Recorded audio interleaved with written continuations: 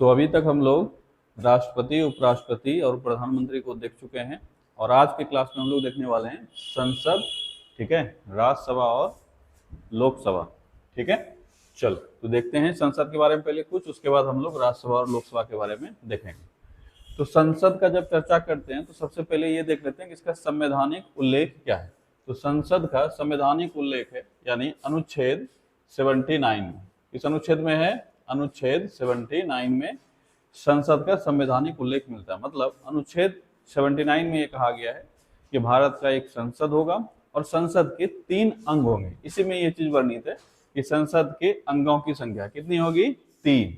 तो हमारे यहाँ पे संसद के 3 अंग है, जिसमें से पहले आता है राष्ट्रपति। क्या आता है, राष्ट्रपति। ठीक है, दूसरे स्थान पे राज्यसभा, ठीक है, राज्यसभा, और तीसरे स्थान पे लोकसभा। यानी हमारे संसद के 3 अंग हैं, राष्ट्रपति, राज्यसभा और लोकसभा। इसमें से ध्यान रखने वाली बात है कि राज्यसभा लोकसभा को सदन कहते हैं हम लोग। क्या कहते हैं, सदन। इसलिए अगर कभी पूछा जाए कि हमारे संसद के कितने सदन हैं तो आंसर होगा 2। ध्यान देने वाली बात यह है, इसको ध्यान से याद रखोगे। ठीक है, कि राष्ट्रपति, राज्यसभा और लोकसभा ये तीनों मिलके संसद के अंग बनाते हैं, पर अगर सदन पूछा जाए तो 2 ही है, राज्यसभा और लोकसभा। ठीक है, इसके बाद संसद के कार्य। अगर संसद के कार्य का बात करें तो संसद जो है हमारे देश का सबसे बड़ा विधायी संस्था है, यानी कानून बनाने वाली संस्थाओं में सबसे बड़ा संस्था कौन सा है, ये है संसद। तो इसका मुख्य काम है, ठीक है, सर्वोच्च विधायी संस्था के रूप में देश के लिए कानून बनाना। ठीक है, तो मुख्य कार्य क्या है, देश के लिए कानून बनाना। इस कानून के तहत सामान्यतः ये लोग जो संसद है सामान्यतः जो केंद्र सूची का विषय है उस पर कानून बनाते हैं, समवर्ती सूची का विषय है उस पर कानून बनाते हैं, और जो अवशिष्ट शक्तियां मिली हुई है, जैसे मान लो कहीं किसी लिस्ट में चर्चा नहीं है तो उस पर भी संसद ही कानून बनाती है। इसके अलावा संविधान संशोधन का काम भी किसके पास है, संसद के पास है। यानी संविधान संशोधन का जो एकमात्र अधिकार है वो है हमारे संसद के पास। मतलब राज्य का इसमें कोई अधिकार नहीं होता है। बहुत इंपॉर्टेंट है कि अगर पूछा जाए कि संविधान संशोधन कौन कर सकता है तो सिर्फ और सिर्फ संसद ही हमारे यहाँ पे संविधान संशोधन कर सकता है। ठीक है, इसके बाद है सरकार पर नियंत्रण। अब हम लोग जानते हैं कि संसद में सभी आते हैं, पक्ष विपक्ष जितने मेंबर्स चुन के गए हुए हैं उन सभी को, यानी लोकसभा में अगर देखोगे तो पक्ष के कुछ मेंबर्स होंगे, विपक्ष के कुछ मेंबर्स होंगे, राज्यसभा में भी उसी तरह का होता है। यानी सब मिलकर क्या करती है, सरकार पर नियंत्रण रखने का भी प्रयास करती है। ठीक है, इसके अलावा जो लोकसभा के सदस्य हैं वो सभी जानते हो जनता से चुन के जाते हैं, इसलिए जनता के प्रति भी जवाबदेही इनकी होती है। तो मुख्य रूप से भारत में जनता का शासन है और ये सब जनता के प्रतिनिधि होते हैं, इसलिए जनता के प्रति जवाबदेह इनको होना ही पड़ेगा। तो संसद का मुख्य कार्य क्या क्या हो गया कि सर्वोच्च विधायी संस्था है, इसके लिए कानून बनाती है देश के लिए, संविधान में भी संशोधन कर सकते हैं, सरकार पर नियंत्रण रखना कार्य है इनका, और जनता के प्रति जवाबदेही व्यक्त करना का कार्य। ठीक है, अब एक बहुत बड़ा सवाल है कि क्या भारतीय संसद संप्रभु है। ये काफी इंपॉर्टेंट सवाल है और इसको ध्यान से याद रखना। ठीक है, क्या भारतीय संसद संप्रभु है। जैसे हम लोग भारत देश का अगर चर्चा करें तो भारत देश एक संप्रभु देश है, यानी भारत में जो भी डिसीजन लिए जाते हैं वो सिर्फ भारत के द्वारा ही लिए जा सकते हैं। भारत के ऊपर कोई नहीं है जो ये कह सके कि आपका डिसीजन सही है या गलत है, इसी को कहेंगे हम संप्रभु। तो क्या भारतीय संसद संप्रभु है, तो आंसर है नहीं। इसको ध्यान से याद रखना, अच्छे से याद रखना कि भारतीय संसद संप्रभु नहीं है, क्योंकि भारत देश में सब चीज हमारे संविधान के हिसाब से चलता है। यहाँ तक कि संसद जिसके पास कानून बनाने की शक्ति है उसको भी संविधान के हिसाब से ही चलना होता है। तो याद रखोगे संसदीय संप्रभुता को प्रतिबंधित किया गया है, किससे, संविधान की सर्वोच्चता से और न्यायिक समीक्षा से। जानते हो कि जो भी कानून अगर कोई भी कानून अगर संसद बनाती है जो कि मानवाधिकार का हनन कर रही हो या देश के हित में नहीं हो, तो हमारे सुप्रीम कोर्ट के पास ये अधिकार है वह उन कानून को नल एंड वॉइड करार दे सके। इसलिए हम लोग कहते हैं कि संसदीय संप्रभुता न्यायिक समीक्षा से प्रतिबंधित है। तो याद रखोगे संसदीय संप्रभुता प्रतिबंधित किससे है, संविधान की सर्वोच्चता से और न्यायिक समीक्षा से। ठीक है, इसके बाद एक और चीज याद रखना है, वो है संसद टीवी। ठीक है, वर्तमान में एक टीवी चैनल है जिसका नाम है संसद टीवी, जिसमें लोकसभा और राज्यसभा की कार्रवाइयों को दिखाया जाता है। तो याद रखना है कि लोकसभा और राज्यसभा की कार्रवाइयों को कहाँ दिखाया जाता है, टीवी पर प्रसारित किया जाता है, संसद टीवी पर। और ये शुरू हुआ है 2021 में। कब से शुरू हुआ है? 2021 से। ठीक है, तो ये सारे कुछ महत्वपूर्ण बातें हैं जो संसद के बारे में हमको जानना है। संसद के सत्र से संबंधित चीजें और भी अन्य चीजों की, संसद का क्या कोरम होना चाहिए, ये सब हम लोग पहले ही देख चुके हैं। ठीक है, सत्र संसद के 3 होते हैं, ये सब हम लोग डिस्कस कर चुके हैं, इसलिए यहाँ पे वो सब फिर से वापस डिस्कस नहीं करेंगे। ठीक है, चलो अब संसद के 2 सदन जो हैं उसमें से जो राज्यसभा है उसको हम लोग देख लेते हैं, उसके बाद फिर हम लोग लोकसभा को देखेंगे। ठीक है, तो अगर राज्यसभा की संरचना का चर्चा किया जाए तो राज्यसभा की संरचना का चर्चा अनुच्छेद 80 में मिलता है। कहाँ मिलता है? अनुच्छेद 80 में, जिसमें कहा गया है कि राज्यसभा में अधिकतम सदस्य जो होंगे वो होंगे 250। कितने हो सकते हैं अधिकतम सदस्य? 250।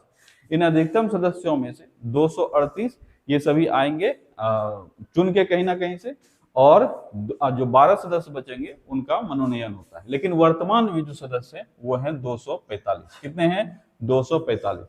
और इन 245 में जो चुन के आते हैं यानी निर्वाचित होके आते हैं, इनकी संख्या है 233, और राष्ट्रपति द्वारा जो मनोनीत होते हैं उनकी संख्या है 12। इस चीज का ध्यान रखना है, वर्तमान में 250 सदस्य है नहीं, वर्तमान में 245 ही सदस्य है, और इस 245 में से 233 निर्वाचित होके आते हैं और 12 सदस्य राष्ट्रपति के द्वारा मनोनीत होते हैं। अगर निर्वाचित सदस्यों का बात करें तो इन 233 में से राज्यों से कितने आते हैं, अगर ये पूछा जाए, आंसर होगा 225। कितना होगा? 225। ठीक है, 225 सदस्य राज्यों से चुन के राज्यों से चयनित होकर आते हैं। ठीक है, और जो बाकी बच गए 8 ये आते हैं केंद्र शासित प्रदेश से। कितने आते हैं केंद्र शासित प्रदेश से? 8। इसमें से मात्र 3 केंद्र शासित प्रदेश है जिसके पास विधानसभा है, इसीलिए केंद्र शासित प्रदेश जो 8 आ रहे हैं उसमें है दिल्ली, जम्मू कश्मीर और पुदुचेरी। दिल्ली से आते हैं 3, जम्मू कश्मीर से 4 और पुदुचेरी से 1, टोटल हो गए 8। फिर से एक बार मैं रिपीट करता हूं यहाँ पे कि वर्तमान में राज्यसभा सदस्यों की संख्या कितनी है? 245। इस 245 में से निर्वाचित होकर कितने आते हैं? 233, और राष्ट्रपति द्वारा मनोनीत कितने होते हैं? 12। इस 233 निर्वाचित सदस्य में से राज्यों से निर्वाचित होकर कितने आते हैं? 225, और केंद्र शासित प्रदेश से 8। और ये केंद्र शासित प्रदेश का अच्छे से याद रखना, वो 8 सदस्य कहाँ से आते हैं, तो 3 ऐसे केंद्र शासित प्रदेश हैं जहां पे विधानसभा है, इसलिए इसी तीनों से सिर्फ चुन के आता है। वो कौन कौन है? दिल्ली, जम्मू कश्मीर और पुदुचेरी। दिल्ली से 3 सदस्य, जम्मू कश्मीर से 4 सदस्य और पुदुचेरी से 1 सदस्य। ठीक है, अब यहाँ से एक और चीज हमें पता चल गया, इसमें जो सदस्य है वो चयनित जो होकर आएंगे उनका चयन होगा विधानसभा से। आगे चल के हम लोग इसका चर्चा करेंगे। ठीक है, अभी पहले देख लेते हैं कि राष्ट्रपति द्वारा जो सदस्य मनोनीत होते हैं 12 सदस्य, वो किन क्षेत्रों से होते हैं। तो सामान्यतः ये 4 क्षेत्रों से चुन के आते हैं। ठीक है, मतलब मनोनीत किए जा सकते हैं। राष्ट्रपति इनका जो चयन करेंगे कहाँ से हमको किसको उठाना है, उसके लिए 4 क्षेत्रों का वर्णन मिलता है हमको डिटेल से। कौन कौन सा है? कला, साहित्य, विज्ञान, समाज सेवा। ठीक है, कौन कौन सा क्षेत्र है? कला, साहित्य, विज्ञान या समाज सेवा। ठीक है, अब आगे चल के हम लोग इसमें अपने हिसाब से कुछ अन्य क्षेत्रों को भी रखते हैं। ठीक है, जैसे कि खेल हो गया, सहकारिता हो गया, ये सारे क्षेत्र, लेकिन इन सभी को इन्हीं 4 क्षेत्रों में शामिल कर लिया जाता है। कौन कौन सा है? कला, साहित्य, विज्ञान और समाज सेवा।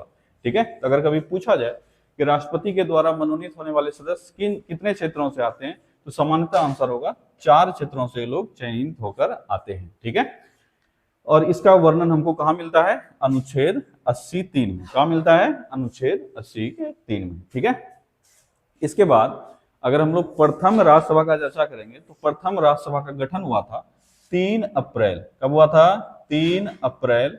ठीक है, 3 अप्रैल 1952। ईयर तो बहुत अच्छे से याद रखना है कि राज्यसभा का गठन पूछा जाए, लोकसभा का गठन पूछा जाए, कई बार लोकसभा सचिवालय पूछा जाता है, कई बार राज्यसभा सचिवालय पूछा जाता है। सारे चीजों का गठन 1952 में ही होगा, क्योंकि पहली बार जो चुनाव संपन्न हुआ 1951-52 में, उसी के बाद सारी चीजें निर्मित हुई है। तो लोकसभा का गठन का डेट याद रखना है और बैठक का याद रखना है, काफी इंपॉर्टेंट है। बैठक कई बार एग्जाम में पूछा गया है। तो लोकसभा का गठन कब हुआ? 3 अप्रैल 1952 को, और प्रथम बैठक हुआ था 13 मई 1952 को। कब हुआ था? 13 मई 1952। बैठक से सवाल कई बार एग्जाम में आए हुए हैं, इसलिए बैठक का अच्छे से याद रखना। ठीक है, लोकसभा राज्यसभा का अगर गठन पूछा जाए तो आंसर होगा 3 अप्रैल 1952, और प्रथम बैठक पूछा जाए तो 13 मई 1952। ठीक है, और इसमें प्रथम अध्यक्ष तो राज्यसभा के अध्यक्ष होते हैं। कौन होते हैं राज्यसभा के अध्यक्ष? ये होते हैं उपराष्ट्रपति। तो प्रथम अध्यक्ष ऑब्वियस है, जब उपराष्ट्रपति चुने जाएंगे तो उपराष्ट्रपति ही इसके प्रथम अध्यक्ष होंगे। और इसके प्रथम उपाध्यक्ष कौन थे ये हमको याद रखना है, ठीक है। तो राज्यसभा के प्रथम अध्यक्ष अगर पूछे जाए तो जब उपराष्ट्रपति चुने जाएंगे तो सर्वपल्ली राधाकृष्णन वही होंगे प्रथम इसके अध्यक्ष, और उपाध्यक्ष जो इसके चुने गए थे उनका नाम क्या था, एस.वी. कृष्णमूर्ति राव। क्या नाम था, एस.वी. कृष्णमूर्ति राव, ठीक है। अच्छा पहले अध्यक्ष लिख देता हूं, अध्यक्ष कौन थे, सर्वपल्ली राधाकृष्णन, ठीक है, राधाकृष्णन, ठीक है, सर्वपल्ली राधाकृष्णन। जब ये उपराष्ट्रपति बनेंगे तो ऑब्वियस है राज्यसभा का जो अध्यक्ष होता है वो पदेन अध्यक्ष होता है, उपराष्ट्रपति इसके पदेन अध्यक्ष होते हैं, तो सर्वपल्ली राधाकृष्णन इसके पदेन अध्यक्ष हो जाएंगे। और उपाध्यक्ष कौन थे, एस.वी. कृष्णमूर्ति राव। क्या नाम था, एस.वी. कृष्णमूर्ति राव, ठीक है, एस.वी. कृष्णमूर्ति राव। तो राज्यसभा के प्रथम अध्यक्ष हो गए सर्वपल्ली राधाकृष्णन और इसके प्रथम उपाध्यक्ष कौन हुए, एस.वी. कृष्णमूर्ति राव। इसको अच्छे से याद रखना है, ठीक है। इसके बाद राज्यसभा के सदस्यों के निर्वाचन की अगर चर्चा करें तो ये बहुत इंपॉर्टेंट है, याद रखना है। राज्यसभा के सदस्यों का निर्वाचन का स्वरूप जो है वो है अप्रत्यक्ष। क्या है, अप्रत्यक्ष। यानी हमारे यहाँ पे चुनाव दो प्रकार से होते हैं, एक होता है प्रत्यक्ष चुनाव और दूसरा होता है अप्रत्यक्ष चुनाव। प्रत्यक्ष चुनाव का मतलब हुआ जब हम लोग यानी जनता डायरेक्ट किसी को चुनने का काम करती है, इसको कहते हैं प्रत्यक्ष चुनाव। और जब हमारे चुने हुए प्रतिनिधियों के द्वारा किसी को चुना जाता है, इसको कहेंगे अप्रत्यक्ष चुनाव। हम जानते हैं कि राज्यसभा के सदस्यों का चयन हम नहीं करते हैं, हमारे चुने हुए प्रतिनिधि जिसको हम लोग विधानसभा में भेजे हुए उन लोगों के द्वारा इसका चयन किया जाता है। इसलिए अगर पूछा जाए कि राज्यसभा के सदस्यों के निर्वाचन का स्वरूप कैसा है, तो आंसर कहोगे अप्रत्यक्ष, ठीक है। इसमें मतदाता कौन होते हैं, मैंने अभी बहुत बार बोला कि मतदाता कौन होंगे, तो सभी राज्य एवं जहां पे भी विधानसभा है, 3 जगह विधानसभा है, दिल्ली, पुदुचेरी और जम्मू कश्मीर, ठीक है। तो पहले जो था वो सिर्फ दिल्ली और पुदुचेरी के पास था, वर्तमान में जम्मू कश्मीर भी अभी यूटी है, ठीक है, और यहाँ पे भी विधानसभा है, तो 3 हो जाएंगे। तो सभी राज्य के विधानसभा, दिल्ली, पुदुचेरी व जम्मू कश्मीर के विधानसभा के निर्वाचित सदस्यों के द्वारा इनका चयन किया जाता है। अच्छे से इसको याद रखना, ठीक है। इसके बाद अगर निर्वाचन पद्धति पूछा जाए, इनका निर्वाचन पद्धति राष्ट्रपति उपराष्ट्रपति के ही भांति एकल संक्रमणीय समानुपातिक पद्धति है। ये भी याद रखना है कि राज्यसभा के सदस्यों का निर्वाचन पद्धति जो है वो पद्धति क्या है, तो पद्धति क्या है, एकल संक्रमणीय समानुपातिक पद्धति, ठीक है। तो 2 चीज यहां से भी हम लोग सीखे, क्या सीखे कि राज्यसभा के सदस्यों का चयन किस रूप से होता है, अप्रत्यक्ष चुनाव से होता है। कौन इसमें हिस्सा लेते हैं चुनाव में, मतदाता कौन होते हैं, तो सभी विधानसभा जहां पे भी चाहे राज्य हो या यूटी हो, सभी विधानसभा के चयनित सदस्य इसमें हिस्सा लेंगे। इनका निर्वाचन पद्धति क्या है, एकल संक्रमणीय समानुपातिक पद्धति इनका चुनाव पद्धति है, ठीक है। इसके बाद अगर उम्मीदवारी हेतु प्रस्तावक पूछा जाए, अच्छा ये भी याद रखने वाली चीज है, अगर पूछा जाए इनके उम्मीदवारी हेतु क्या प्रस्तावक की आवश्यकता होती है, तो आंसर है हाँ। जो भी शख्स राज्यसभा के लिए चयनित होना चाहते हैं यानी उसके चुनाव में खड़े होना चाहते हैं, उनके पास कुछ कंडीशंस हैं, उनके पास प्रस्तावक होने चाहिए। अब यहाँ पे 2 कंडीशन है, प्रस्तावकों की संख्या डिसाइड करने के लिए 2 कंडीशन है, या तो वो कैंडिडेट स्वतंत्र होगा या किसी न किसी पार्टी से होगा। अगर कोई पार्टी किसी कैंडिडेट को खड़ा करता है तो याद रखोगे संबंधित विधानसभा के जितने भी निर्वाचित सदस्य हैं उसका 10% सदस्य या नहीं तो 10 सदस्य, इसको बहुत अच्छे से याद रखना। अगर कोई पार्टी किसी कैंडिडेट को खड़ा करता है तो जिस भी क्षेत्र से खड़ा होगा वहां के विधानसभा में जितने भी निर्वाचित सदस्य हैं उसका 10% इसको प्रस्तावक के रूप में चाहिए या 10 सदस्य, इस दोनों में से जो कम होगा वही उसका प्रस्तावक का संख्या होगा। लेकिन अगर कोई कैंडिडेट जो है वो स्वतंत्र रूप से खड़ा होता है तो इसको विधानसभा के 10 निर्वाचित सदस्य के समान ही अपना प्रस्तावक की संख्या चाहिए। मतलब स्वतंत्र रूप से खड़े कैंडिडेट्स के लिए फिक्स है कि 10 सदस्य ही प्रस्तावक चाहिए, लेकिन जो पार्टी के द्वारा अगर कोई कैंडिडेट को नामित किया जाता है तो उसके पास या तो उस क्षेत्र के उस विधानसभा के 10% सदस्य होने चाहिए या 10 सदस्य होने चाहिए, इस दोनों में से जिसका कम होगा। एग्जाम्पल अगर हम लेके देखें, अगर हम लोग दिल्ली विधानसभा का चर्चा करें तो दिल्ली विधानसभा में 70 सीटें हैं। इन 70 सीटों में से अगर 10% हम देखें तो आंसर आ जाएगा 7, लेकिन यहाँ पे 10 या 10% है, इसलिए कितने सदस्य हो जाएंगे, अगर कोई दिल्ली से आता है नामित होगा तो उसका आंसर हो जाएगा 7, क्योंकि जो कम है वही लेना है। और बाकी जिसमें 100 से अधिक है उसमें तो हमेशा आंसर क्या होगा, 10 सदस्य। इसलिए इन जनरल अगर पूछा जाए कि राज्यसभा के उम्मीदवारी है तो कितने प्रस्तावक की आवश्यकता होती है, एक लाइन में अगर हमें बोलना हो हम क्या कर देंगे 10 सदस्य। पर ध्यान देना है, पार्टी से अगर हो रहा है मनोनीत, यानी पार्टी के द्वारा अगर कैंडिडेट को खड़ा किया जा रहा है, वहां थोड़ा सा अलग कंडीशन भी है। बाकी सभी के लिए 10 सदस्य प्रस्तावक के रूप में होने चाहिए। ठीक है, इसके बाद है जमानत राशि। राज्यसभा के कैंडिडेट को इलेक्शन के समय में कितना जमानत राशि दिखाना होता है, यानी जमानत राशि जमा करवाना होता है इलेक्शन से पहले। ठीक है, इसमें ST SC के लिए थोड़े ऑफ है, यानी 50% ऑफ रहता है, चाहे राज्यसभा हो या लोकसभा हो। ST SC को 50% छूट मिलता है। तो ST SC यहाँ पे 5,000 रुपए जमा करवाते हैं। कितने करवाते हैं? 5,000 रुपए। वहीं पे अन्य जो भी है वो सभी 10,000 रुपए। अगर पूछा जाए जमानत राशि कितना है राज्यसभा के सदस्यों के निर्वाचन हेतु, तो ST SC के लिए 5,000 और अन्य के लिए 10,000। ठीक है, राज्यसभा के सदस्य के रूप में चयनित होने के लिए न्यूनतम उम्र कितनी है? न्यूनतम उम्र 30 वर्ष। कितना है? 30 वर्ष। ठीक है, राज्यसभा के सदस्य के रूप में चयनित होने के लिए न्यूनतम उम्र 30 वर्ष। ठीक है, अगर पूछा जाए सदन का कार्यकाल, तो हम लोग जानते हैं कि सदन एक अस्थायी सदन है। ठीक है, अस्थायी सदन है। ठीक है, और अस्थायी सदन होने के नाते इसका कोई भी कार्यकाल नहीं होगा, ये निरंतर चलता रहेगा। तो याद रखोगे, इसे विघटित नहीं किया जा सकता है। लेकिन अगर पूछा जाए इसके सदस्यों का कार्यकाल कितना है, तो इसके सदस्यों का कार्यकाल है 6 वर्ष। कितना है? 6 वर्ष। ठीक है, लोकसभा और लोकसभा के सदस्यों का कार्यकाल 5 वर्ष। वहीं पर राज्यसभा के सदस्यों का कार्यकाल 6 वर्ष। राज्यसभा का कोई कार्यकाल नहीं होगा क्योंकि एक अस्थायी सदन है। ठीक है, और ये 6 वर्ष का जो कार्यकाल होता है जो उनके सदस्यों का, इनके बीच में से, सदस्यों के बीच में से ही प्रत्येक 2 वर्ष में 1/3 सदस्य सेवानिवृत्त होते हैं। और इस कंडीशन से एक लूप बन जाता है, हर 2 साल में 1/3 निकल जाएंगे, तो बाकी फिर नए चयनित होकर आएंगे, और इसलिए कभी भी ये विघटित नहीं होगा। तो याद रखना है यहाँ पे हमें कि प्रत्येक 2 वर्ष में राज्यसभा के कितने सदस्य सेवानिवृत्त हो जाते हैं, तो 1/3 सदस्य सेवानिवृत्त हो जाते हैं, और ये 1/3 सदस्य वापस फिर आ जाएंगे। ठीक है, और इस तरह का एक लूप बन जाएगा और ये हमेशा चलता रहेगा। ठीक है, तो अगर कभी यहाँ पे एक सवाल पूछा जाए कि पहली बार राज्यसभा का कोई सदस्य सेवानिवृत्त किस वर्ष हुआ होगा, 1952 में चुनाव हुआ, 1952 में ये लोग नियुक्त हुए, चयनित होकर आए। तो पहली बार अगर पूछा जाए कि कब ये लोग बाहर हुए थे, यानी कब इनकी छुट्टी हुई थी, तो आंसर करोगे इनका कार्यकाल 6 वर्ष का नहीं था, इनका कार्यकाल मात्र 2 वर्ष का था, और 54 में ये लोग पहली बार बाहर हो गए थे कुछ सदस्य। ठीक है, तो याद रखना सभी का सदस्य ऐसे नॉर्मली 6 वर्ष का ही कार्यकाल होगा सभी सदस्य का, लेकिन पहली बार 54 में ही ये लोग बाहर हो गए थे 2 साल में ही। ठीक है, अगर पूछा जाए सदन कैसा है, तो सदन कैसा है? सदन उच्च सदन है और अस्थायी सदन है, ये तो हम लोग पहले जानते हैं।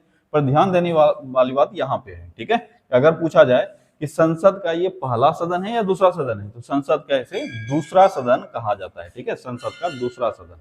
ठीक है, तो याद रखोगे अगर पूछा जाए कि राज्यसभा और लोकसभा में से उच्च सदन कौन है, तो उच्च सदन होगा राज्यसभा, निम्न सदन होगा लोकसभा। लेकिन अगर दूसरा सवाल पूछा जाए कि राज्यसभा का पहला सदन कौन होता है, तो पहला सदन होता है लोकसभा और दूसरा सदन होता है राज्यसभा। ऐसा इसलिए क्योंकि देश को चलाने के लिए जो ज्यादा योगदान है वो लोकसभा का ज्यादा योगदान है। जो जनता के प्रतिनिधि है वो डायरेक्ट लोकसभा में बैठते हैं।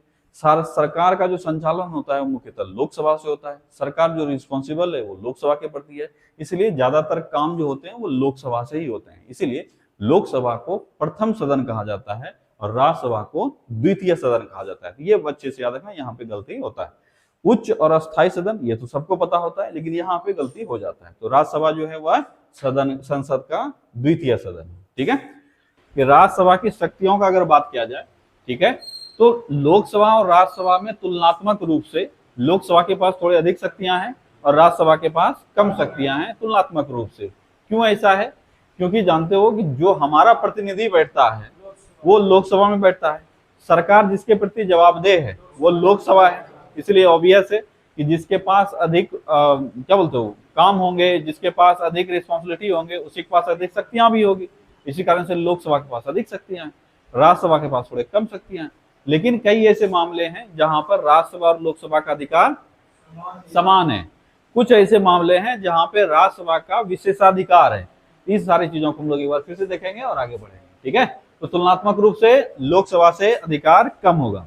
लेकिन अगर तुमसे पूछ ले कि लोकसभा के समान अधिकार मिला हुआ है कहां कहां, इसमें 4-5 चीजें हैं जिसको याद रखोगे। ठीक है, कि अगर साधारण विधेयक है या संशोधन विधेयक है उसमें दोनों के पास समान अधिकार है, साधारण विधेयक पे भी और संशोधन विधेयक पे भी। ठीक है, सिर्फ धन विधेयक पे समान अधिकार नहीं है।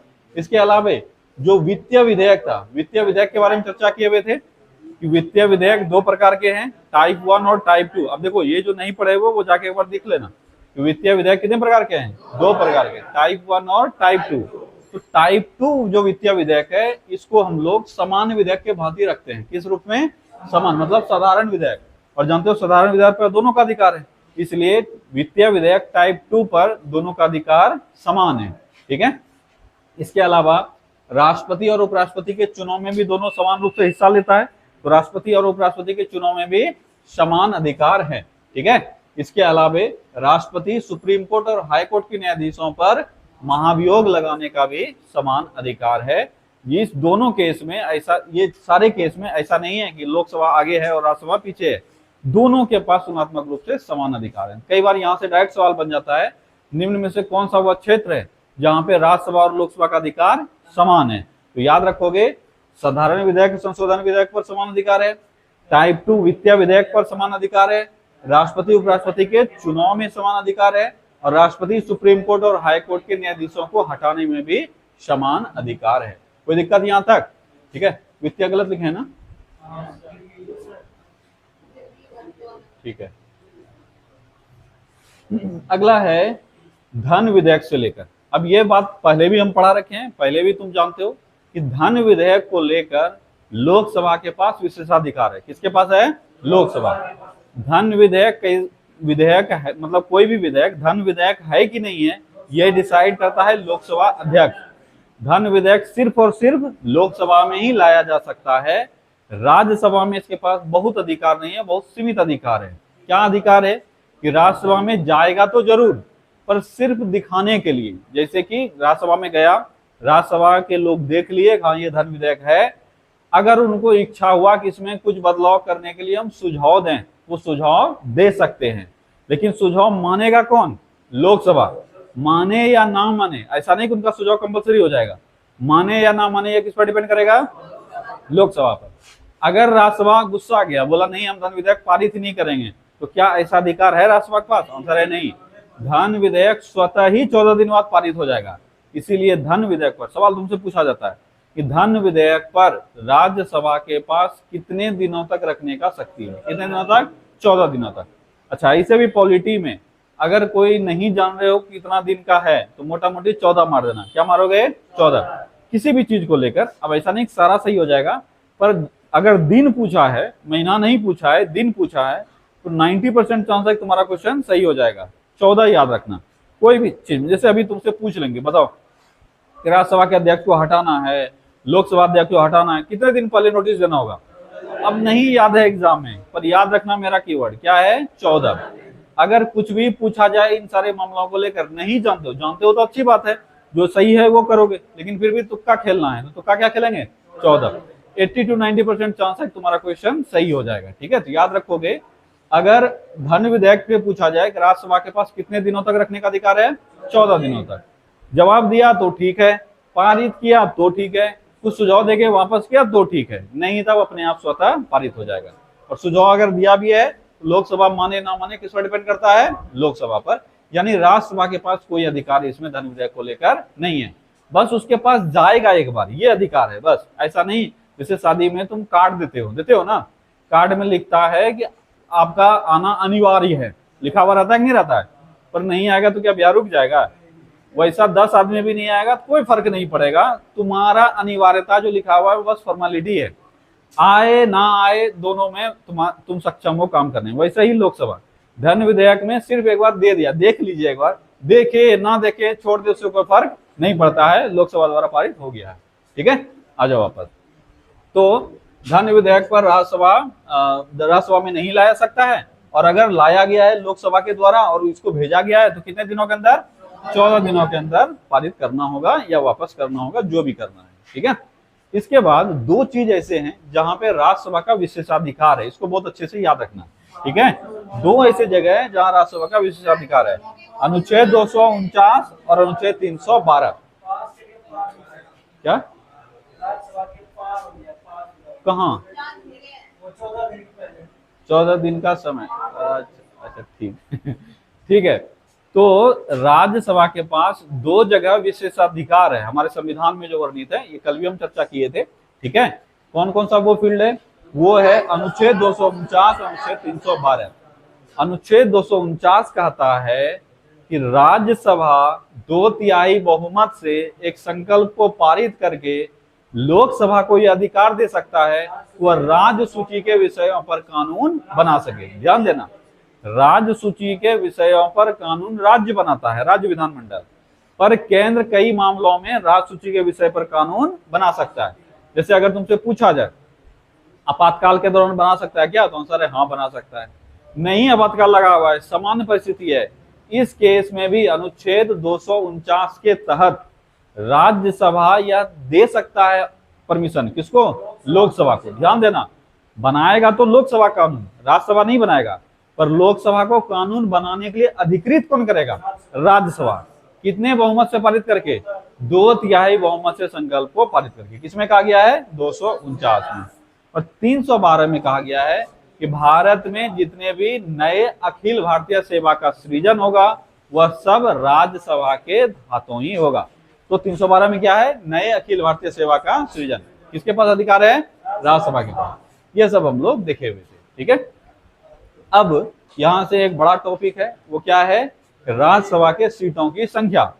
कितने राज्य में कितने कितने सीट हैं अलग अलग राज्यों में, ये तुमको याद रखना पड़ेगा। टोटल हमारे यहाँ कितने राज्य हैं? 28। तो 28 राज्यों से तो राज्यसभा में सीट है ही। जो यूटी है, केंद्र शासित प्रदेश, कितने हैं? 8। इस 8 यूटी में मात्र 3 के पास ही राज्यसभा के सीट हैं। वो कौन कौन है? दिल्ली, पुदुचेरी और जम्मू कश्मीर। बोले थे वैसे ही केंद्र शासित प्रदेश में राज्यसभा के सीट होंगे जहां पर विधानसभा है, और हमारे 8 यूटी में से मात्र 3 यूटी हैं जिनके पास विधानसभा है, दिल्ली, पुदुचेरी और जम्मू कश्मीर। यही 3 जगह से राज्यसभा के सीट भी आते हैं। ठीक है, तो एक बार हम लोग सारा देख लेते हैं, हमको याद भी करना है और ये याद रखना जरूरी है, इससे कई बार एग्जाम में सवाल आ जाते हैं। ठीक है, अगर पूछा जाए यूपी में कितने सीट है? 31।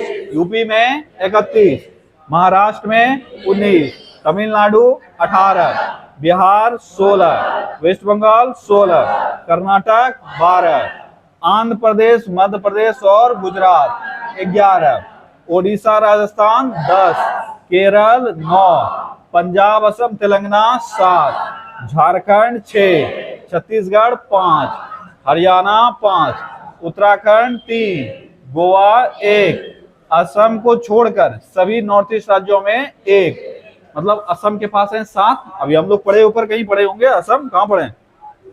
यहाँ असम के पास कितना है? 7।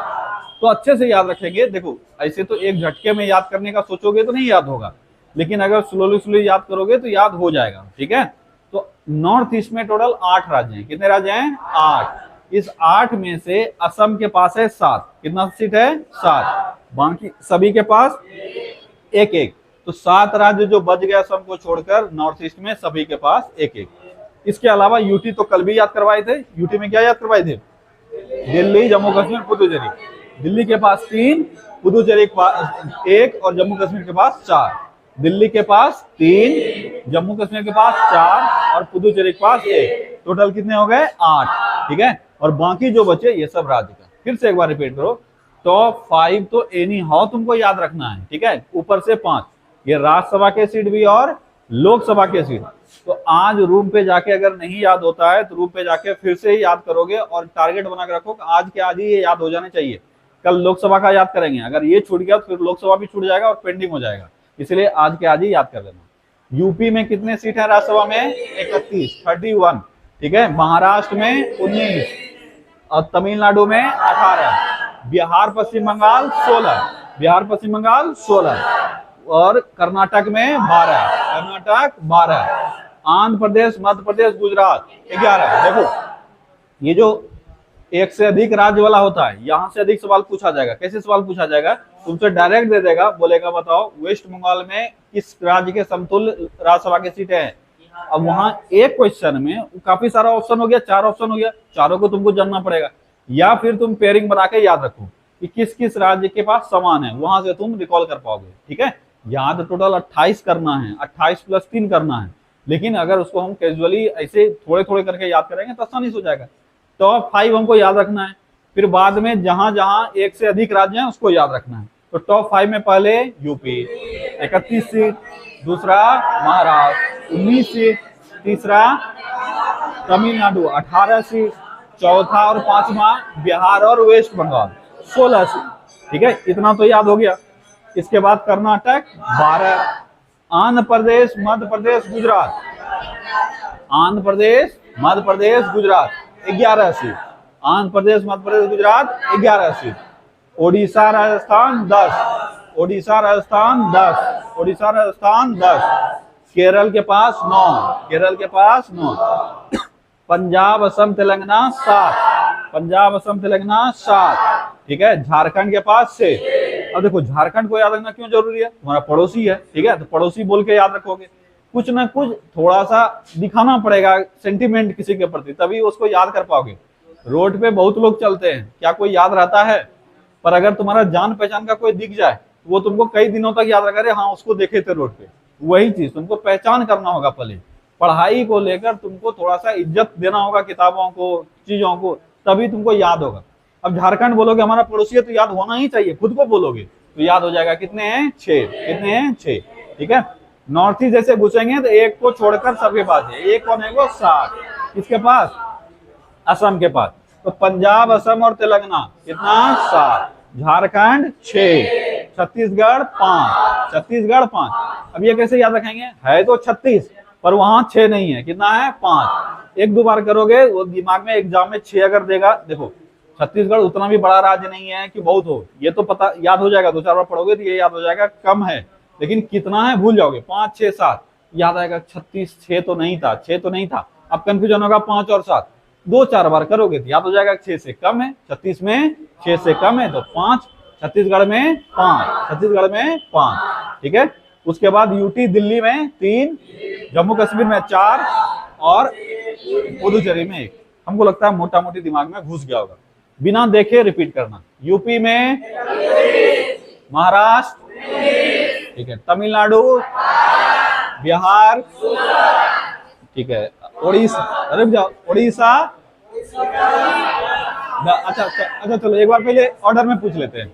वेस्ट बंगाल, बिहार, कर्नाटक, देखना मत, बिना देखे जवाब दो। ठीक है, आंध्र प्रदेश, मध्य प्रदेश, गुजरात, ओडिशा, राजस्थान, केरल, ठीक है, पंजाब, असम, ठीक है, तेलंगाना, झारखंड, छत्तीसगढ़, हरियाणा, यूके यानी उत्तराखंड, उत्तराखंड 3, गोवा 1, गोवा 1, असम छोड़कर सभी नॉर्थ ईस्ट में 1।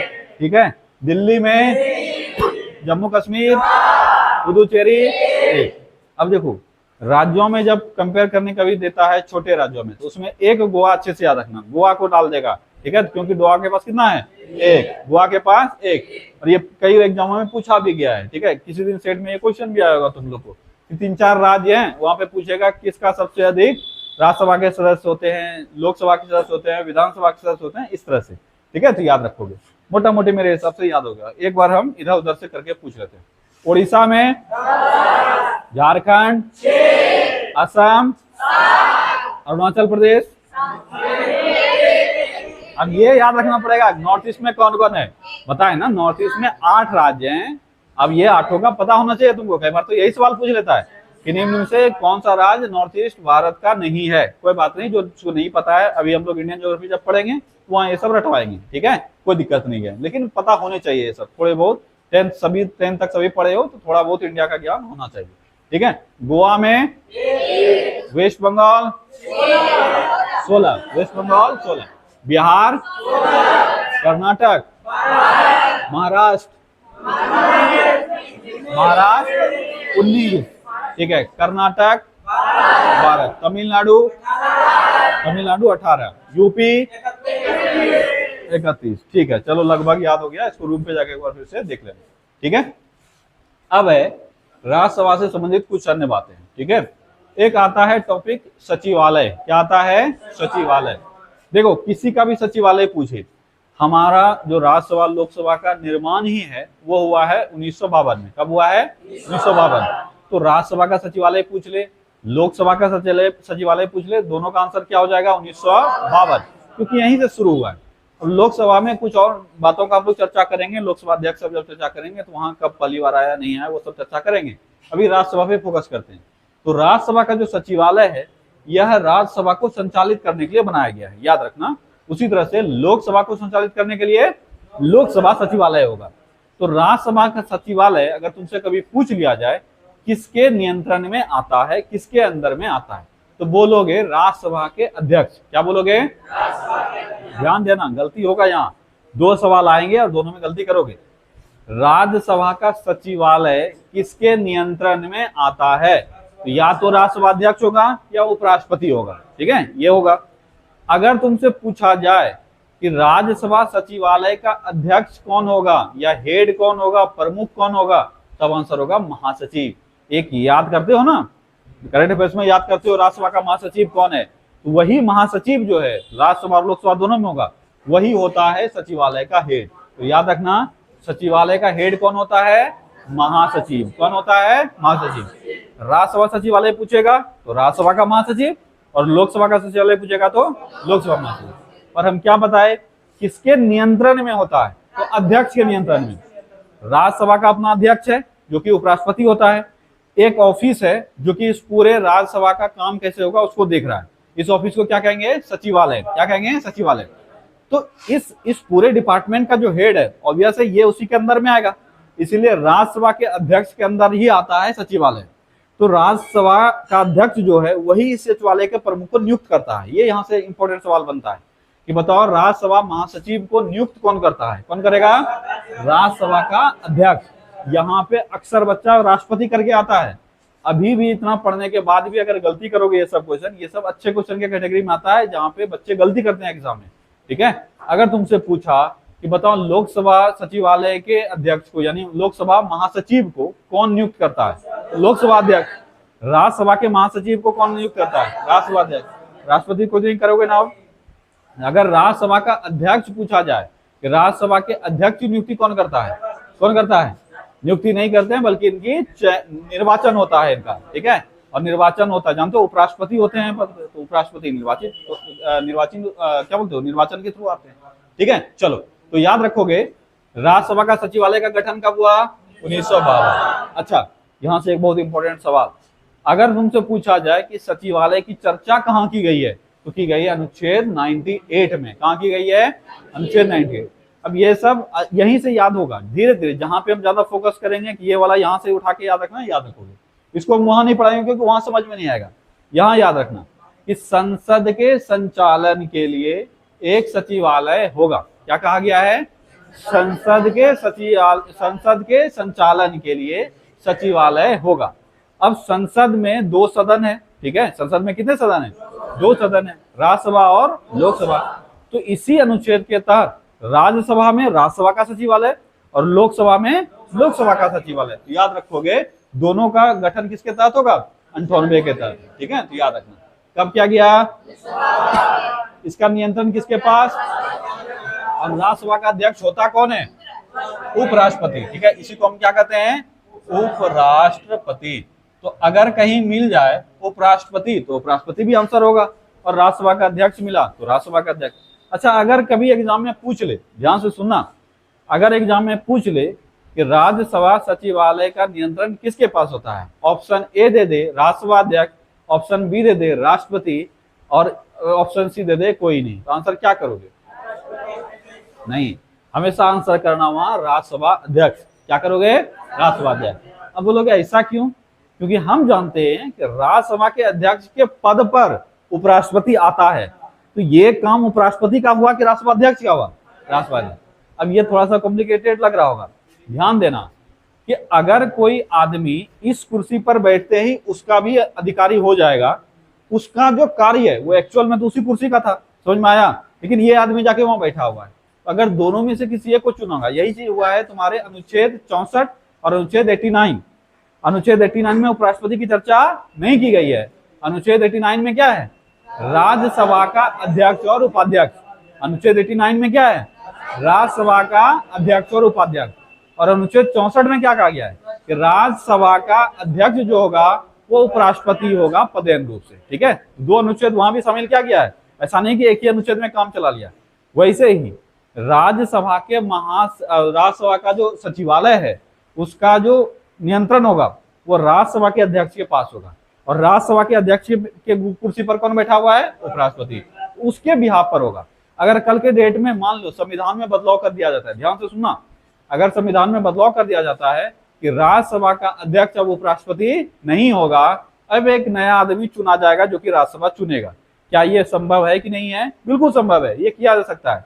तो क्या महासचिव, इसका जो सचिवालय का होगा नियंत्रण, वो उपराष्ट्रपति के पास रहेगा? क्या उपराष्ट्रपति के पास नहीं रहेगा, किसके पास चलाएगा? राज्यसभा के अध्यक्ष पर। क्या इस चीज को यहाँ समझा? तो सामान्यतः ये एग्जाम में करेगा नहीं, एग्जाम में दोनों में से कोई एक ही देगा। पर अगर दोनों दे दिया तो ध्यान देना, हमेशा आंसर होगा राज्यसभा का अध्यक्ष। अगर पूछा जाए सचिवालय किसके नियंत्रण में होता है तो राज्यसभा के अध्यक्ष के पास। लेकिन अगर राज्यसभा अध्यक्ष नहीं है ऑप्शन में तो आंसर क्या हो जाएगा? उपराष्ट्रपति, क्योंकि दोनों एक ही आदमी है। राज्यसभा अध्यक्ष भी वही बनता है जो उपराष्ट्रपति होता है। फिलहाल के लिए ये चल रहा है और यही हमारा चलता रहेगा, तो दोनों सही हो जाएगा। पर एक्चुअल जो पावर है वो किसके हाथ में है? राज्यसभा अध्यक्ष। चलो, अब अगर सचिवालय का प्रमुख पूछा जाए कौन हो जाएगा? राज्यसभा महासचिव। ठीक है, और इसकी नियुक्ति कौन करता है? राज्यसभा अध्यक्ष यानी उपराष्ट्रपति। कौन करता है? उपराष्ट्रपति। प्रथम महासचिव अगर पूछा जाए कौन है? एस.एन. मुखर्जी। राज्यसभा का प्रथम महासचिव कौन है? एस.एन. मुखर्जी। राज्यसभा का प्रथम महासचिव एस.एन. मुखर्जी। राज्यसभा का प्रथम महासचिव एस.एन. मुखर्जी। 1952 से 63 तक। ये बाद में याद रखना, पहले नाम अच्छे से याद रख लेना। राज्यसभा की प्रथम महिला महासचिव, ये महिला वाले स्टैटिक में याद किया होगा, वी.एस. रामा देवी। वी.एस. रामा देवी। हम ये चैलेंज करके कह सकते हैं कि जितने भी लोग पॉलिटी पूरा कर चुके हैं उसमें से लगभग 60 to 70% बच्चों को ये पता ही नहीं है कि राज्यसभा महासचिव और लोकसभा महासचिव होता कौन है। हकीकत बोलना, इसमें से बहुत बच्चा ऐसा होगा जो पढ़ा हुआ होगा, या तुम्हारे इर्द गिर्द भी ऐसे बहुत लोग होंगे जो पढ़ चुका है। उससे पूछना कि राज्यसभा का महासचिव क्या करता है, क्या होता है, नहीं जवाब दे पाएगा क्योंकि पढ़ा ही नहीं है। लेकिन ये रटा हुआ भले रहता है कि राज्यसभा की प्रथम महासचिव कौन है, महिला महासचिव कौन है? वी.एस. रामा देवी। क्या ये क्लियर हुआ? महासचिव कौन होता है? तो सचिवालय का प्रमुख होता है। प्रथम राज्यसभा महासचिव कौन था? एस.एन. मुखर्जी। प्रथम महिला महासचिव राज्यसभा की कौन थी? वी.एस. रामा देवी। क्लियर हो गया? कब बनी थी ये? 1993 में, बहुत समय बाद जाके 1993 में बनी थी। क्या दिक्कत किसी को यहाँ तक? नहीं। अब राज्यसभा के जो सदस्य हैं जो कि अलग अलग 4 फील्डों से मनोनीत होते हैं, कौन कौन सा फील्ड था? कला, साहित्य, विज्ञान और समाज सेवा।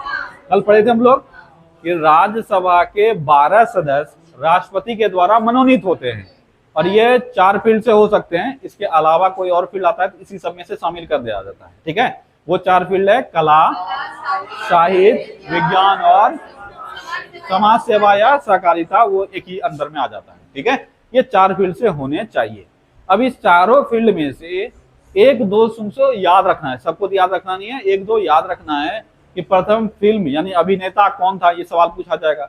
प्रथम महिला कौन थी और प्रथम अभिनेत्री कौन थी, ये 3 सवाल तुमसे पूछे जाते हैं कि राज्यसभा में नामित होने वाली यानी मनोनीत होने वाली प्रथम महिला और प्रथम अभिनेत्री और प्रथम अभिनेता कौन है। अगर कभी पूछ ले प्रथम खिलाड़ी कौन है, खिलाड़ी शायद सचिन तेंदुलकर है। सचिन तेंदुलकर जो कि किसके अंदर आ जाएंगे? या तो समाज सेवा के अंदर आ जाएंगे। ठीक है, समाज सेवा में ये लोग को समाज सेवा में ले लेते हैं, या नहीं तो कला के अंदर ले लेंगे। ठीक है, कला में। लेकिन खेल को अलग विषय के रूप में जोड़ा जाना चाहिए था, नहीं जोड़ा गया है, और किसी के अंदर शामिल करेगा। कला के अंदर शायद उनको शामिल किया था। ठीक है, देखो कुछ भी नहीं, अगर कोई मान लो फील्ड नहीं है तो किसमें शामिल कर सकते हैं? कला में शामिल कर सकते हैं या समाज सेवा में शामिल कर सकते हैं, कहीं पे। तो शायद इनको कला के अंदर रखा गया था। खैर वापस आओ, तो प्रथम अभिनेता जिनको राज्यसभा का सदस्य मनोनीत किया गया था वो है पृथ्वीराज कपूर। क्या नाम है? पृथ्वीराज कपूर। प्रथम महिला कौन है? रुक्मिणी देवी अरुंडेल। रुक्मिणी देवी अरुंडेल राज्यसभा, हाँ ये डांसर थी, भरतनाट्यम से संबंधित है। ठीक है, तो प्रथम महिला जिसको राज्यसभा के सदस्य के रूप में मनोनीत किया गया वो है रुक्मिणी देवी अरुंडेल। एग्जाम में आ गया, गलती करोगे ये पिछला बार एनटीपीसी का सवाल है। एनटीपीसी में यही सवाल पूछा था पिछली बार कि बताओ राज्यसभा में मनोनीत होने वाली प्रथम महिला कौन है, और मैक्सिमम बच्चा क्या करके आया होगा, नरगिस दत्त। ये गलत है, नरगिस दत्त प्रथम अभिनेत्री है, और यही तुम्हारे किताब में दिया रहता है ज्यादातर। ये तो दिया ही नहीं है तो तुम यही मार के आते हो। पढ़ोगे तब तो सीखोगे, पढ़े ही नहीं हो तो जो जानते हो वही तो करोगे। ठीक है, तो याद रखोगे प्रथम महिला रुक्मिणी देवी अरुंडेल 1952 में ही मनोनीत हो गई थी। ठीक है, और प्रथम अभिनेत्री अगर पूछा जाए तो नरगिस दत्त 1980। नरगिस दत्त 1980 एक ही साल तक रही, उसके बाद ये इस्तीफा दे दी थी तो इनका खत्म हो गया। पर वो सब याद नहीं रखना है, ये याद रखना है कौन कौन। फिर से रिपीट करो, राज्यसभा में मनोनीत होने वाले प्रथम अभिनेता, हाँ, पृथ्वीराज कपूर। ठीक है, प्रथम महिला रुक्मिणी देवी अरुंडेल, प्रथम अभिनेत्री नरगिस। ये तीन तुमसे पूछे जाते हैं, इसको अच्छे से याद रखना। कोई दिक्कत यहाँ तक? अब एक सवाल और पूछा जाता है कि ऐसे कितने प्रधानमंत्री हैं, प्रधानमंत्री वाले भी बताए होंगे कि ऐसे कितने प्रधानमंत्री हैं जो राज्यसभा के सदस्य थे, यानी प्रधानमंत्री रहते हुए वो लोकसभा का चुनाव नहीं लड़े बल्कि राज्यसभा से वो आए। बताए थे कि कोई भी मंत्री बनने के लिए राज्यसभा या लोकसभा दोनों में से किसी एक का सदस्य होना जरूरी है। क्या कर रहा है जी? खड़े जाओ, खड़ा हो। क्या कर रहा था? किससे पूछ रहा था? काहे पूछ रहा था? हाँ, हमसे पूछेगा किससे पूछेगा? काहे पूछा? जब जान रहा है कि माइक नहीं है, अपने गला पे वजन पड़ रहा है, ऊपर से लतखोरी कर रहा है, डंगा देंगे जाके। पढ़ो चुपचाप। अब करो सवाल, क्या कर रहा था? क्यों नहीं रह सकता है? दोबारा नामित नहीं होगा ऐसा कहाँ लिखा गया है? ऐसा कहाँ लिखा गया है कि दोबारा नहीं हो सकता है? पढ़ो यहाँ चुपचाप। जो पढ़ा रहे हैं वो नहीं पढ़ रहा है तो अनसन दिमाग लगा रहा है। ठीक है, तुमको ये जानना है पृथ्वीराज कपूर है, ये पहली बार कब चयनित हुआ? बाबर में। इतना याद रखना है। ठीक है, दोबारा नहीं नामित हो सकता, ऐसा कहीं होगा क्या? दोबारा 6 साल बाद फिर नामित हुआ।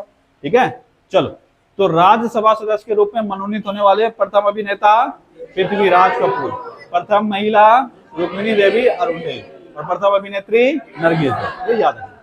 पीएम जो राज्यसभा से थे कितने हैं? 4, जो राज्यसभा के सदस्यता लेकर पीएम बने थे। प्रथम इंदिरा गांधी, दूसरा एच.डी. देवगौड़ा, तीसरा आई.के. गुजराल, चौथा मनमोहन सिंह।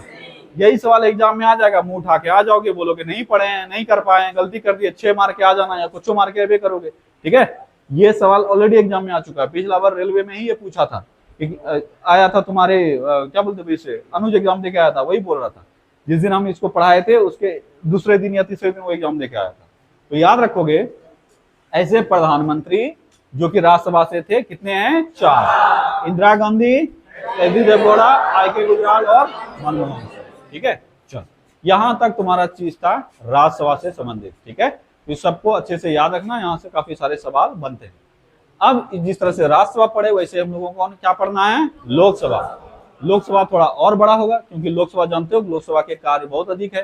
ठीक है, लोकसभा का अध्यक्ष बहुत काम करता है, लोकसभा के सदस्य जो होते हैं वहीं से लगभग सरकार में सारे लोग आते हैं, तो लोकसभा को और अच्छे से पढ़ना है।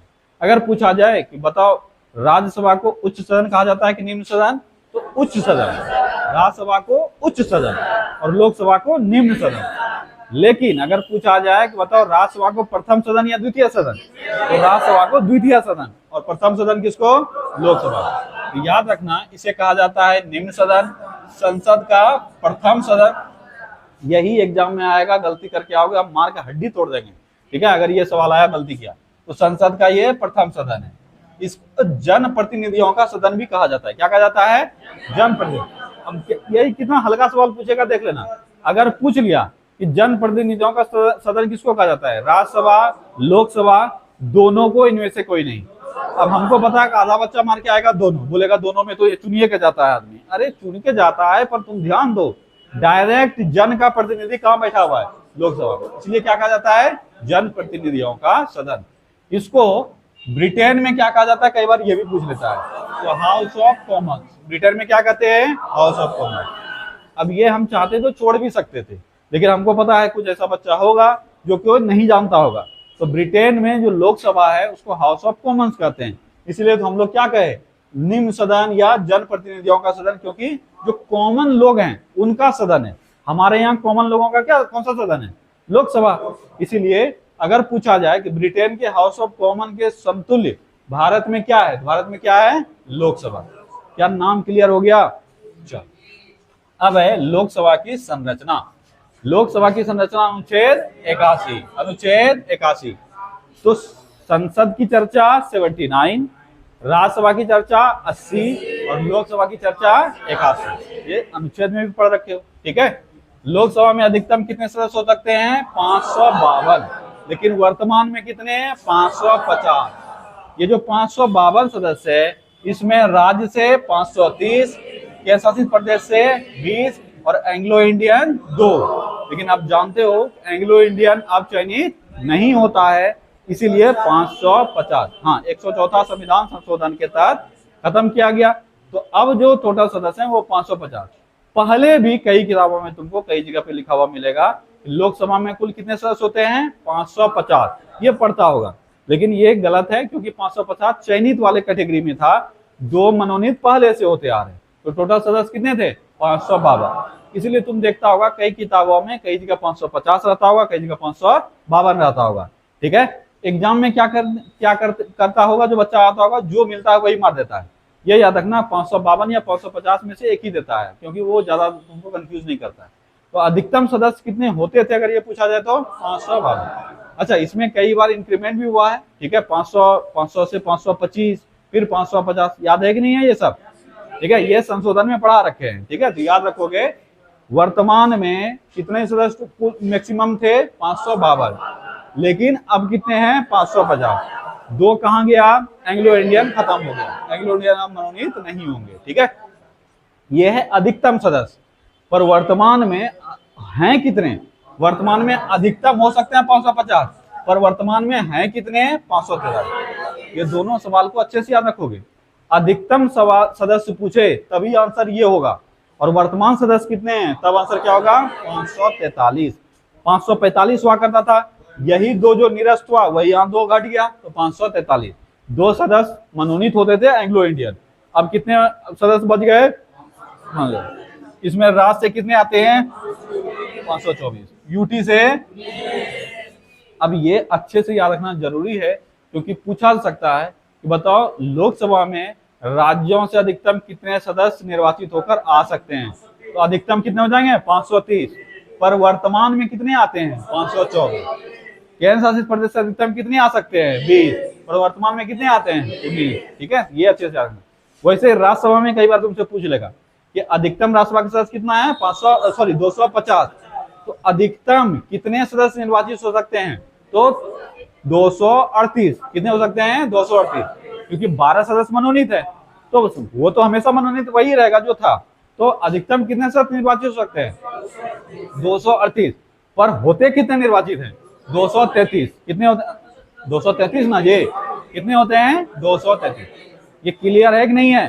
राज्यसभा का हम खत्म किए हैं, राज्यसभा में बताए अधिकतम सदस्य 250 हो सकते हैं, वर्तमान में है 245। इस 245 में 12 मनोनीत और 233 निर्वाचित हो जाते हैं। पर अगर तुमसे कभी पूछ लेता कि बताओ अधिकतम कितने सदस्य निर्वाचित होंगे, तो अधिकतम कितने, 238, क्योंकि 12 जो मनोनीत है उसको हटा दो, 250 में कितने बचेंगे, 238। वैसे ही यहाँ अधिकतम राज्यों से कितने आ सकते हैं, 530, लेकिन आते कितने हैं, 524। ड्यूटी से अधिकतम कितने आ सकते हैं, 20, आते कितने हैं। क्लियर है, यहाँ तक नहीं है। तो लोकसभा में ये सीट्स तो क्लियर हो गया। इसके बाद लोकसभा में सीटें आरक्षित भी है, क्या है, आरक्षित, रिजर्व है। अगर पूछा जाए किसके लिए रिजर्व है, तो एससी और एसटी के लिए, एससी और एसटी के लिए। क्या ओबीसी के लिए रिजर्व है, तो आंसर है नहीं। एसटी एससी के लिए रिजर्व है, जिसमें से एससी के लिए 84 सीट और एसटी के लिए 47 सीट। अगर कभी पूछ ले कितने सीट रिजर्व है, तो दोनों को जोड़ के लिख लेना, कितना हो जाएगा, जोड़ दोगे तो 131, ठीक है। याद रखना दोनों को जोड़ देंगे, ठीक है।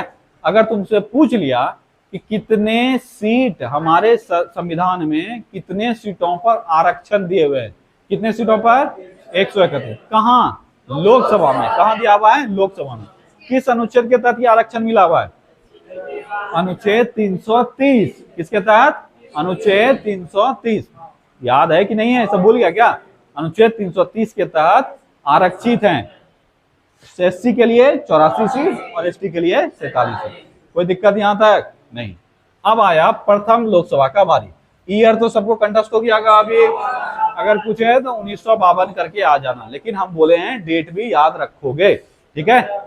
अगर पूछा जाए कि राज्यसभा का गठन कब हुआ? 3 अप्रैल 1952। 3 अप्रैल 1952। लोकसभा का 17 अप्रैल 1952। लोकसभा का 17 अप्रैल 1952। प्रथम बैठक दोनों का एक ही दिन हुआ था, 13 मई 1952। राज्यसभा की प्रथम बैठक 13 मई 1952। लोकसभा का प्रथम बैठक 13 मई 1952। प्रथम अध्यक्ष जीवी मावलंकर। जीवी मावलंकर, ठीक है।